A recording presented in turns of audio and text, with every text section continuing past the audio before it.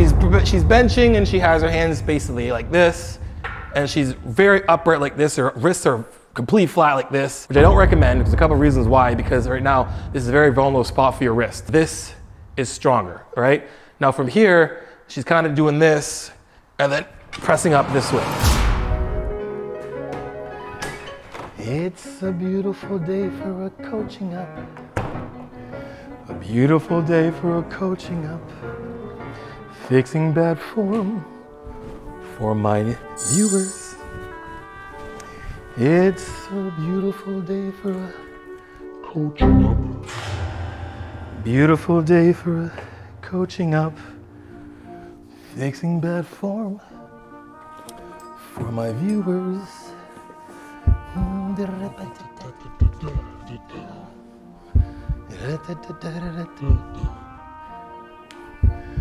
What's up, boys and girls?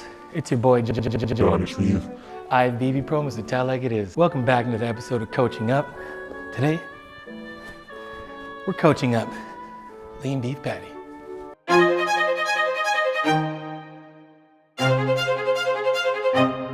Okay, so we're gonna go over her full approach to bench press. I'll go with it very thoroughly. So right now she's doing a warm up. What she's doing for warming up is actually pretty good. It's gonna help, obviously open up her shoulders. Even the stuff she's doing like the cat and cow pose and stuff, it just loosens up. She's protracting, retracting, protracting. It's great, that's all good. Do those things. I mean, stretching her legs too before you do upper body, I don't really know. Maybe the groin a little bit. She uses a lot of powerlifting techniques. So let's just jump right into it right away. Again, if you want to warm up, there's a video here. You can pop up, bloop, do that, great. And those are good exercises to do. Overhead passes, shoulder openers. Those are really good to do to loosen up your shoulders while you do it. Some rotator cuff movements. A couple videos you can check out right now. Check those out. But getting this right away. So we got some speed reps here. I crazily arched back, and we have the rubber band on the bench. So right away, I'm already thinking powerlifter, right? Okay, so let's just go over this real quick, because I got a lot of people who ask me these questions about like proper setup for bench, barbell bench, and just want to make things very clear. So the reason why a lot of powerlifters use this is because the technique they're using, this having, a band coming across here basically gives you grip, so you don't end up sliding off. So if you're in the bench and you're doing like, powerlifter style, basically, and you're kind of getting in here. When they come down, basically get in the bench, they'll plant their feet, get this crazy arch in their back, right? Reason why their feet are basically under the hips, the further under the hips are, the less the butt's gonna come off the bench, because your butt can't come off the bench when you are doing competition lifting, right? When you're doing powerlifting. Either way, we're here, and then we have this, over here, pop it off, and then we're down, slow, and then we have this drive like this. So big down here, big breath in, sink it, and then they're using hips to drive. Now that is fine and dandy for those who are actually doing powerlifting, but for you guys out there who are just trying to like build your muscle, right? I guarantee a lot of you guys are watching this because they're trying to learn how to build their chest. So is this necessary? This is not a bad thing at all. Go ahead and use it. It's gonna keep you on the bench from sliding, right? Good thing. Use it, that's fine. But use a combination of both. Right? So what I mean by that is, we'll go over flat bench and we'll go to incline, because you could use the same technique for both, but using a little bit of the powerlifting technique within your bench days is gonna give you a little bit more stability. But we wanna use a little bit of it. And what I mean by that, basically, we don't have to have this crazy arch on our back. And I kinda wanna just show you guys what I mean. If you're watching her lift, she's benching and she has her hands basically like this, and she's very upright like this. Her wrists are completely flat like this, which I don't recommend. There's a couple of reasons why, because right now this is a very vulnerable spot for your wrist. This is stronger, all right? Now from here, she's kind of doing this and then pressing up this way. When I watch her do this, I see her stomach, right? And her stomach's not necessarily engaged. When I want to engage my core, we're gonna use a couple things. We're gonna use a bit of that feet under our hips to keep our butt down. And what I mean by that is basically just sit yourself up on the bench, find yourself, make sure you're on a bench that's hitting flat on the ground. If it's too tall for you, basically get a couple plates, put on your feet or a riser, whatever it is. We just wanna make sure that our feet are on the ground, we're not kind of dangling off trying to press. So when we're here, scoot myself down a little bit and my hips, I'm gonna readjust again so my butt stays on the bench. It doesn't have to be under here like this. It can just be here, flat on the ground, or a little bit of this, at least make sure we're engaged from our feet. And then from here, finding my place on the bar. And again, making sure we set this thing up so we're not reaching down and then setting like this. I want to already be set from here. So shoulders back and away from my ears already. And then when I grab the bench, when I grab the bar, being a little bit outside shoulder apart, I like to kind of use my thumb rule here. I'll take the smooth of the bar here and I'll go thumb away and I'm good, and I'll go a little bit more and there's my grip. Now my shoulders are already engaged, right? And then I'm just gonna like extend my elbows and now I'm here, right? I want to avoid this because when weight's on, then I gotta reset myself like this. And then when you have to reset and do all this funky stuff, like I don't know if you're dancing or some shit, doing the wave.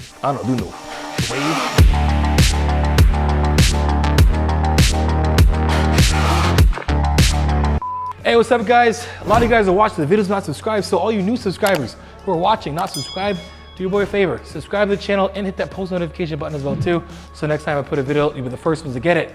And guys, hopefully by now you liked the video. So if you do, hit the like button. Back to the show. Just rough from here, and then we can control the weight down. Now remember, keep your fist, wrists, and elbows under the bar. That's what we call stacking the joints. So when the bar comes down, it stays underneath, right? And then we're pressing up. We don't have to have it go from here, then come here, and then try to push it back like this. Very crazy exaggeration, but I see it happen all the time. When we're here, now again, to show you guys my core, what we want to do is, I want to engage my core when I'm pressing. Now engaging my core is basically like flexing my core. Like I want to pretend I got this really annoying friend that's always coming in, punching me in the stomach. And I'm always trying to tense it. That, or really trying to get some poop out. Last minute poop, and you're like, ah, and you gotta get out. We want that. That's what I mean by engage the core. I don't mean suck it in. Don't do a vacuum. Engage your core by flexing it.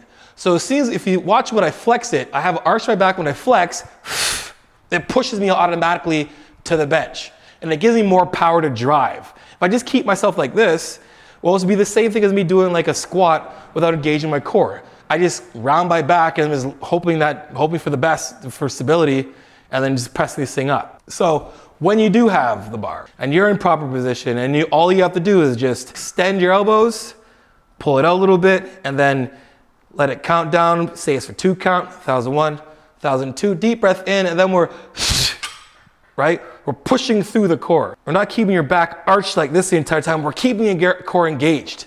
I want you to think about pushing yourself into the bench, like into the ground. Pretend this bar's not going anywhere and the bench is actually going backwards, right? So this is what we're doing from here and then pressing up. And you see when I engage my core is doing the whole time from here, and I'm pressing, controlling it down, and then so when I'm breathing through here, I'm contracting through my core. So you're breathing in your core, you need to stay in the same page. Similar setup when we're doing incline bench. A lot of times I see the same technique as powerlifters use a little too much, and it's almost like we're standing. So we don't really necessarily need this.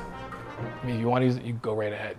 But so again, when we're doing incline bench, obviously, you know, if you're maybe at a gym where the bench is already set up, like a incline bench press setup, not like this, you'll probably already have this part inclined, just to make sure you don't slide off the bench. If you don't know that by now, if you have one of these only, you want to use that for that reason. Anyway, setting yourself back, I was saying before, we don't want to do too much of this whole thing here, because then we look like this, and this is really actually not that good at all, and this is just very awkward and weird, right? Rule of thumb, just kind of sit down as if you're squatting. If I could just lean like this and sit up and squat. If I can squat, that's probably the easiest kind of way to gauge yourself in terms of where I should put my feet.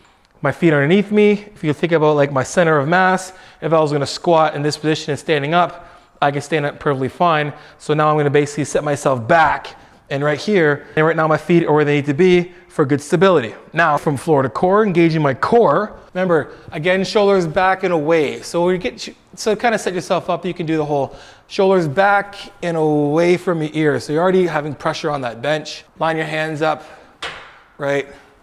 And then we're gonna unrack by just extending the elbows. And then from here again, this needs to just drop down to the top of my chest.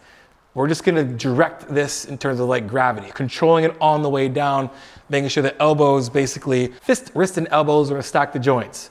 So down from here and controlling the core, and then we're pressing up again. Again, coming down, making sure the elbows stay under the bar the entire time, and then we're pressing up.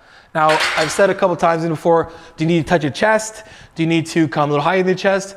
You can touch your chest if you have the mobility for it, but you can also come about, I would say, an inch off your chest, because it's still engaging your chest. To be honest, when you have it a little bit off of your chest, a tiny bit, I'm not saying this much, I'm saying like an inch off your chest, you're keeping the load on the chest the entire time. Now, if you're touching your chest, you should not take the load off your chest. We're not doing the powerlifting type technique where we're coming down here and then loading on the chest and then springing it up. We're not doing that. If you're going to touch your chest, we're tapping the chest, we're still engaged, and then we're pushing up. Now we're looking at how far away our hands should be. Well, there's a couple of things that science basically says. Yes, further away is gonna be a little bit more optimal in terms of chest activation. But again, the longer you do the super wide grip, the more danger your shoulders can be in terms of getting injured.